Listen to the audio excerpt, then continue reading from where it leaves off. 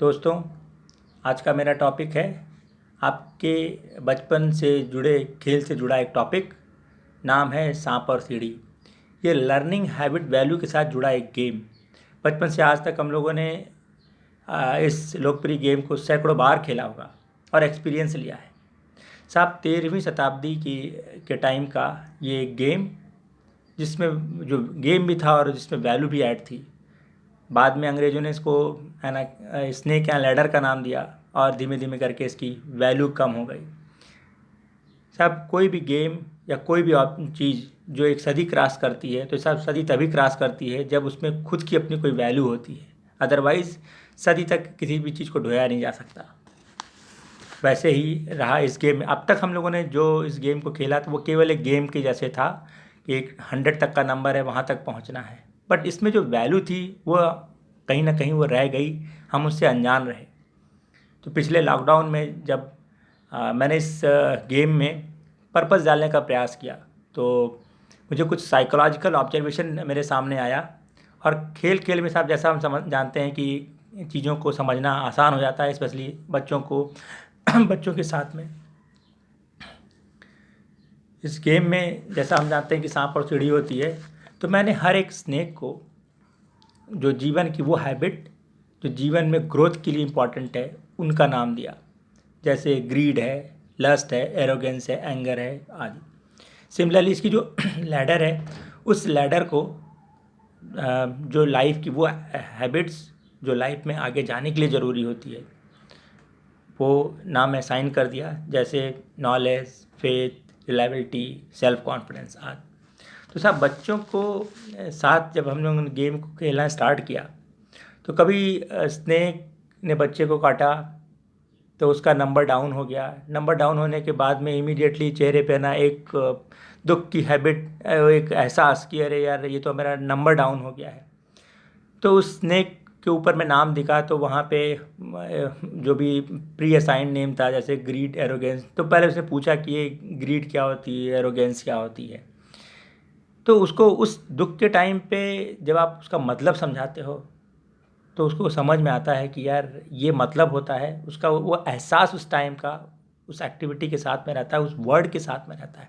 ये उसकी लर्निंग होती है। सिमिलरली है ना, जब कभी आगे बढ़ने गेम में आगे बढ़ने के टाइम पे जब कभी कोई लैडर मिलती है तो सडनली आप ऊपर पहुंच जाते हो। तो ऊपर पहुंचने की जो खुशी होती है वो आपको कहीं ना कहीं, अरे यस, है ना, एक हैप्पीनेस चेहरे पे दिखने लगती है कि यस, हमने तो कुछ तो बड़ा अचीव किया। फिर उस लैडर पे नाम देखते हैं तो लिखा रहता है, वो हैबिट है, सेल्फ कॉन्फिडेंस है, फेथ है। फिर से वो पूछता है कि सेल्फ कॉन्फिडेंस क्या होती है, फेथ क्या होती है। फिर आप उसको एक्सप्लेन करते हो तो आपका एक्सप्लेनेशन और वो हैप्पीनेस फिर से एक दूसरे से क्लब हो जाता है।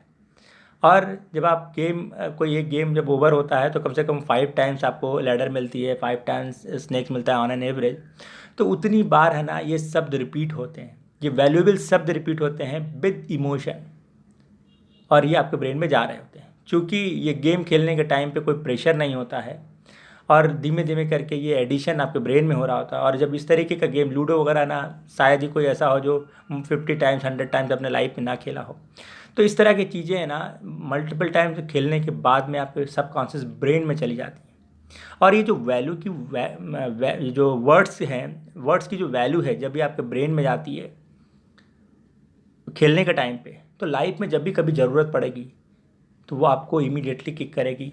कि और आपको बहुत अच्छी तरीके से मालूम रहता है कि यार सेल्फ कॉन्फिडेंस क्या है, ग्रीड क्या है, नॉलेज क्या है। ये आपको आगे बढ़ने में हेल्पफुल रहेगी।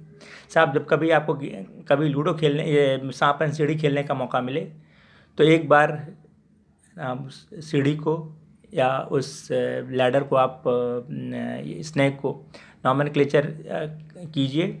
और आप तब खेलेंगे तो शायद अभी जो मैं आपको बोल रहा हूँ जस्ट एक वर्डिंग जैसा लग रहा है, लेकिन तब आप उस भावनात्मकता को समझ पाएंगे कि यस, उसकी वैल्यू क्या है, हैप्पीनेस क्या है, क्यों कट कर रहा है स्नेक, और लैडर में है ना उस टाइम का जो वो एक हैप्पीनेस है वो क्या है। तो उसका एहसास तभी होगा। और जब तक एहसास होता नहीं है ना साहब, तब तक है ना चीज़ें जो बस सुनना है वो सुन करके वहीं तक सीमित रहता है। तो ये बच्चों को है ना मोरल वैल्यू बढ़ाने के लिए, इस तरह की लर्निंग को गेम के साथ जोड़ने के लिए एक बहुत अच्छा तरीका। कई बार हमने इसको एनजीओ के साथ में भी डिस्कस किया हुआ है। उम्मीद है कि इस तरह की चीज़ें है ना कुछ स्कूल का भी हिस्सा हों, जिसमें है ना बच्चा बड़ी चीज़ों को बड़ी आसानी से सीख सके। और आने वाले दिनों में हो सकता है कि हम और कुछ है ना नए विषय के साथ में नए तरीके से फिर हम आपके साथ में हाजिर होंगे। तब तक के लिए जय हिंद।